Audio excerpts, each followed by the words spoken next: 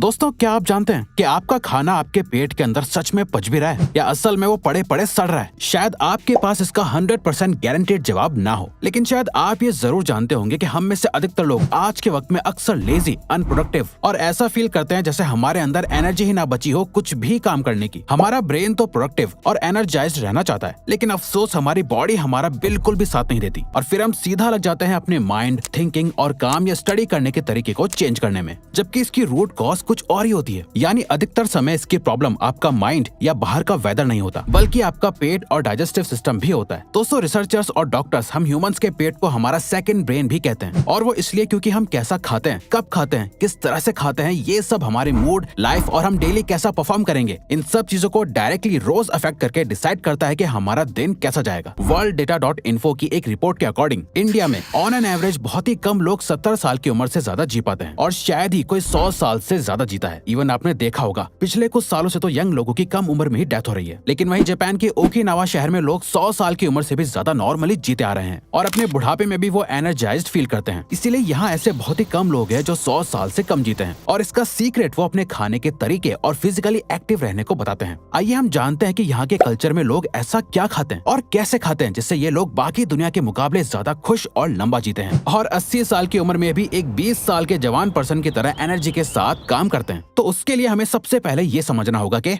How your digestive system works, यानी इसके लिए हमें सबसे पहले अपने डाइजेस्टिव सिस्टम को अच्छे से समझना होगा।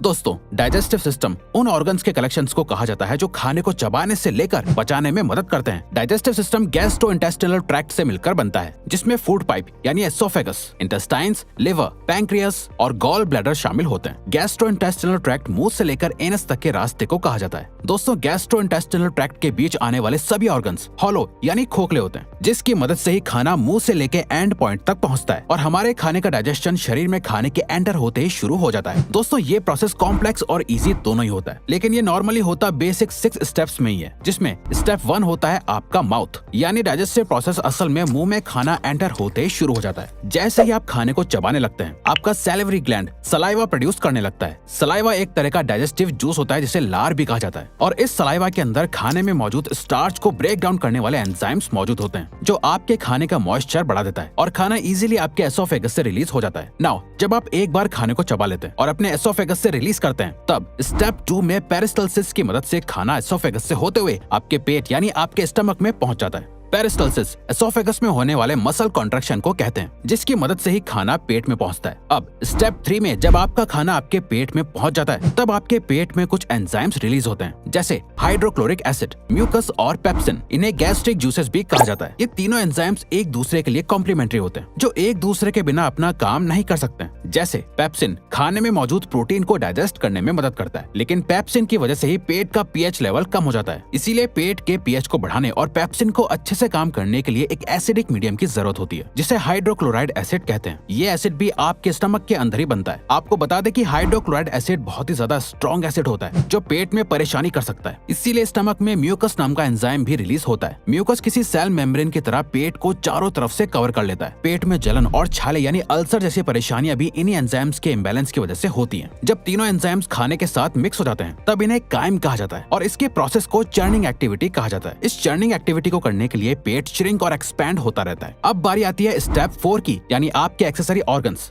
Pancreas, liver and gall bladder की। डाइजेस्टिव सिस्टम में इन एक्सेसरी ऑर्गन्स का भी इक्वली कंट्रीब्यूशन होता है। पैंक्रियास भी एक डाइजेस्टिव एंजाइम रिलीज करता है, जो कार्बोहाइड्रेट्स, प्रोटीन और फैट को ब्रेक डाउन करने में मदद करता है। पैंक्रियास इस एंजाइम को स्मॉल ट्यूब्स और डक्ट्स की मदद से स्मॉल इंटेस्टाइन में डिलीवर करता है। लिवर असल में बाइल नाम का जूस रिलीज करता है, जो फैट और विटामिन डाइजेस्ट करने में मदद करता है। ये बाइल जूस बाइल डक्ट्स की मदद से गॉल ब्लैडर और स्मॉल इंटेस्टाइन में स्टोर हो जाता है। अब जो बाइल जूस लिवर से गॉल ब्लैडर में स्टोर होता है, वो हर खाने और मील के बाद स्क्वीज होकर स्मॉल इंटेस्टाइन में डिलीवर हो जाता है। दोस्तों, इन तीनों एक्सेसरी ऑर्गन्स का कनेक्शन अल्टीमेटली स्मॉल इंटेस्टाइन से होता है। ये तीनों ही इंपॉर्टेंट एंजाइम्स को स्मॉल इंटेस्टाइन तक पहुंचाते हैं। स्टेप 5 में स्टमक यानी पेट में खाना 4 से 5 घंटे रहने के बाद धीरे धीरे स्मॉल इंटेस्टाइन में जाने लगता है। खाना स्मॉल इंटेस्टाइन में एंटर होने के बाद एक्सेसरी ऑर्गन्स द्वारा प्रोड्यूस किए गए एंजाइम्स से मिल जाता है। जैसे कि हमने पहले बताया कि ये एंजाइम्स प्रोटीन, कार्बोहाइड्रेट और फैट को और ब्रेक डाउन करने में मदद करते हैं। स्मॉल इंटेस्टाइन फूड में मौजूद पूरे मॉइस्चर को एब्सॉर्ब कर लेता है, जिसके बाद स्मॉल इंटेस्टाइन इंटेस्टाइन में पेरिस्टाल्सिस मूवमेंट्स होती हैं, जो खाने को आगे की तरफ धकेलती हैं, जिस बीच खाने के न्यूट्रिएंट्स ब्लड सेल्स तक पहुंच जाते हैं और इस तरह से खाना पूरी तरह से डाइजेस्ट हो जाता है।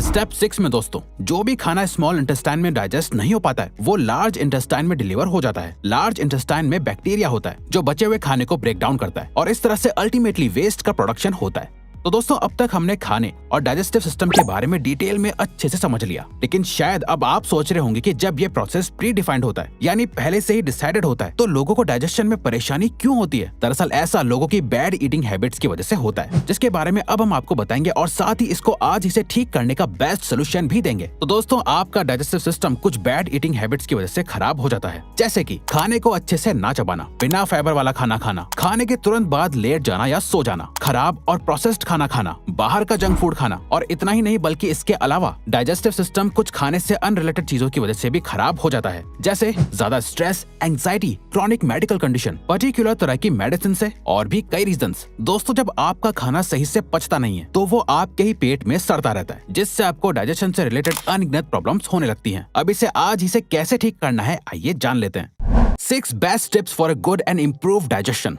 इस मेजर प्रॉब्लम को सॉल्व करने के लिए हम आपको कुछ बेस्ट तरीके और टिप्स बताएंगे। नंबर 1, अपने खाने को अच्छे से चबाना। जैसा कि हमने आपको पहले बताया कि डाइजेशन का प्रोसेस मुंह से शुरू हो जाता है, इसीलिए आपको अपना खाना अच्छे से चबाकर खाना चाहिए। जब आप अपना खाना अच्छे से चबाते हैं तो खाने का 40% डाइजेशन मुंह में ही हो जाता है, जिसके बाद आपके बाकी पार्ट्स के लिए डाइजेशन और ज्यादा आसान हो जाता है। और तो और आयुर्वेद में भी कहा गया है कि आपको अपने खाने के निवाले को कम से कम 32 बार चबाना चाहिए। नंबर 2, खाना खाने के तुरंत बाद कभी भी ना लेटना। आजकल की बिजी लाइफ में लोग थक के खाना खाने के तुरंत बाद लेट जाते हैं या सो जाते हैं। ऐसा करने से खाने के डाइजेशन में प्रॉब्लम आती है। जैसा कि हमने आपको बताया कि पेट में एक चर्निंग एक्टिविटी होती है, जिसके लिए स्टमक श्रिंक और एक्सपैंड होता है। अगर आप खाना खाने के तुरंत बाद लेट जाते हैं तो इस चर्निंग एक्टिविटी को कंप्लीट होने में बहुत वक्त लग जाता है, जिससे अल्टीमेटली लोगों को जलन और एसिडिटी और गैस जैसी प्रॉब्लम्स होने लगती हैं। नंबर 3, ज्यादा से ज्यादा फाइबर वाला फूड खाना। आपको अपने खाने में हर बार कोई फाइबर वाला फूड जरूर खाना चाहिए। फाइबर वाला खाना खाने से डाइजेशन सिस्टम इंप्रूव होता है। फाइबर वाले फूड इजीली पूरे GI ट्रैक्ट में ट्रैवल कर लेते हैं और ये फूड बुरे बैक्टीरिया को भी रिमूव यानी खत्म करने में मदद करते हैं।